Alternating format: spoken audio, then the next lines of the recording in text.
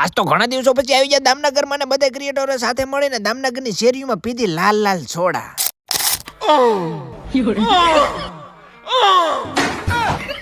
તો જય માતાજી મિત્રો, હું છું તમારો પ્રિય નીલો લોક ને સ્વાગત છે તમારું મારા મોન મિની વ્લોગ. હવે આજે અચાનક પ્લાન બની ગયો છે આપણે દામનગર જવાનો ને તમને બધાને તો ખબર જ છે. પહેલો અને બીજો વાંઢો હોય એટલે પછી તો ગમે ને આપણી ગાડી જાય. અભી મજા આયેગા ના ભીડ. અને પછી ફટાફટ બે પકોડી ફોર્ચ્યુનર ને ખોટો પકડા સટો કર્યા ને હાથમાં ઘેરમાં નાખીને કરી ગાડી 400 ની સ્પીડે.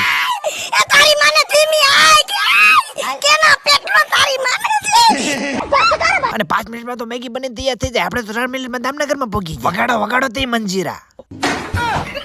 હવે દામનગર વાળા મફતમાં સવાલ પૂછો કે દામનગરમાં ફેમસ વ્યક્તિનું નામ કોમેન્ટ કરો. હવે તો ભૂપતભાઈ છોકરો વિકાસ દામનગરમાં ગાંડો થયો અને પહોંચી ગયા માનવ સેવા આશ્રમ દામનગરમાં. દામનગરનું જૂનું જાણીતું નામ સુજીતભાઈ ડાબસરા. This is a પરપુજી. એમની સામે ઉભા છે થોડાક દિવસમાં આવીને દામનગરને ગાંડું કરવાવાળા સાંગાભાઈ વ્લોગર. તો મિત્રો વાત કરવાની છે આજે અમે આવી ગયા છીએ માનવ સેવા આશ્રમ દામનગર, જ્યાં અબોલ જીવો અને માનવોની સેવા કરવામાં આવે છે. અને આયા આવતા જ મનને શાંતિ મળે એવું વાતાવરણ જોવા મળી રહ્યું છે. જો તમે દામનગરમાં આવતા હોય કે દામનગરની આજુબાજુમાં રહેતા હોય તો એક વખત તો આશ્રમની મુલાકાત લેજો. અને જો તમે આશ્રમમાં કોઈ પણ સેવા કરવા માંગતા હોય તો નીચે કોન્ટેક્ટ નંબર પણ નાખી દો. અને આવનારા સમયમાં તમારા બધાના સાથ અને સપોર્ટ થી માનવ સેવા આશ્રમ દામનગરનું એક આસ્થાનું કેન્દ્ર તરીકે જોવાનું છે. આ ટીમ દ્વારા ઘણા બધા સેવાના કાર્યો કરવામાં આવે છે અને ગરીબ માણસોની ખૂબ સેવા કરવામાં આવે છે. આશ્રમના એડ્રેસની વાત કરું તો પુરખિયા રોડની એક્ઝેક્ટ બાજુમાં આવેલું આશ્રમ છે. શકલાના ક્ષણથી માંડીને લોકોની સેવા પણ કરવામાં આવે છે. જો તમે પણ આશ્રમમાં સેવા કરવા માંગતા હોય ને તો નીચે કોન્ટેક્ટ નંબર નાખી દઉં છું.